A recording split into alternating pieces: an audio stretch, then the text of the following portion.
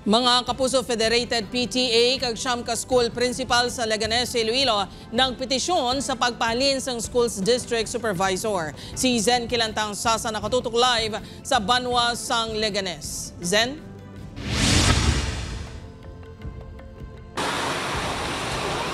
Jert, ginareklamo sang PTA kag school heads ang hindi maayo nga pamatasan kag pagdumala sa mga eskwelahan sang district supervisor diri sa Banwa sang Leganés, Iloilo. Tuig 2023 sang ginreklamo sa mga manunudlo, school heads kag Parents and Teachers Association sang Leganés ang Public Schools District Supervisor nga si Dr. Rowena Kalimpong sa DepEd Schools Division of Iloilo. Sa unang sulat sa mga school principal, nag-apela ang mga ini kay Schools Division Superintendent Dr. Ernesto Servillon nga kakason ang supervisor agud makatrabaho sila sang normal. Ginareklamo nila ang hindi maayo nga pamatasan kag pagpangdumala sang district supervisor. Sa unang staff meeting, ginpahayag nga ginkakibot sang school heads nga nagdemand ini sang 1% sang school MOOE kag ihatag sa iya operating expenses. Apang wala ang mga ini nag-comply.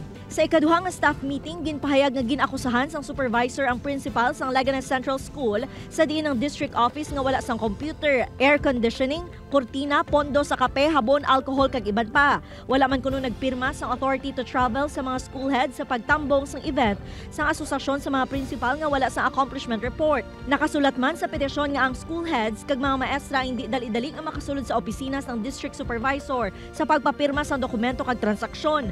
Wala man kuno nagahatag sang technical assistance ang supervisor sa mga school head. Magluwas diri, madamo pa ang mga insidente sang hindi pag-intindihanay kag bribery nga gintumod ang nagluntad sa tunga sang district supervisor kag mga manunudlo.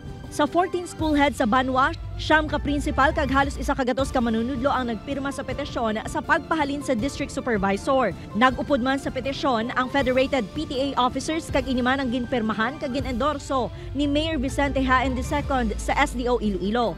Sunod sa General PTA President sang Leganés Central Elementary School, ginkwestiyon nila ang pagpahalin sang duha ka local school board sa Buluthuan nga nag-assist sa grade 4 kag grade 5. Pag-hire sang utility person nga mag-assist kuntani sa pagmintina sang katinlo sa eskwelahan, apang gin-assign lang niya sa iya opisina. Ginakusahan man sini ang district supervisor nga naggamit sang anom ka aircon unit sa iya opisina sa diin ga ka-eksperyensya ang eskwelahan sang short voltage. Kapag kuha ya, nag-hire man gid siya tuod sang nag-replace. Ang problema dikto ya lang sa opisina ya gina pabulig.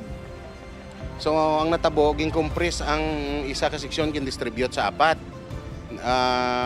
Ang natabo ang kada room nga masudlan sang kabataan perti na kagutok. Kag ang worst nga between 9 to 11 AM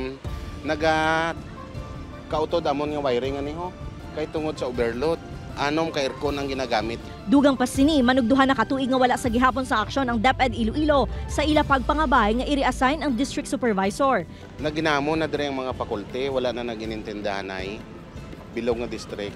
May mga gap na tungod sa iya. Nagpaiwan nga maghatag sang statement si Superintendent Dr. Ernesto Servillon angot sa issue. Bangod may mga dokumento pa sila nga ginahulat sa mga tagreklamo. Ginapaagi kuno nila sa due process ang reklamo sang school heads kag PTA.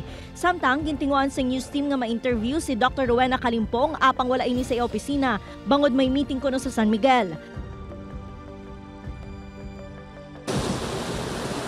Jert, suno sa SDO Iloilo ang reklamo sang PTA kag school heads ang nakalabot na sa Legal Department sang Department of Education Region 6. Jert?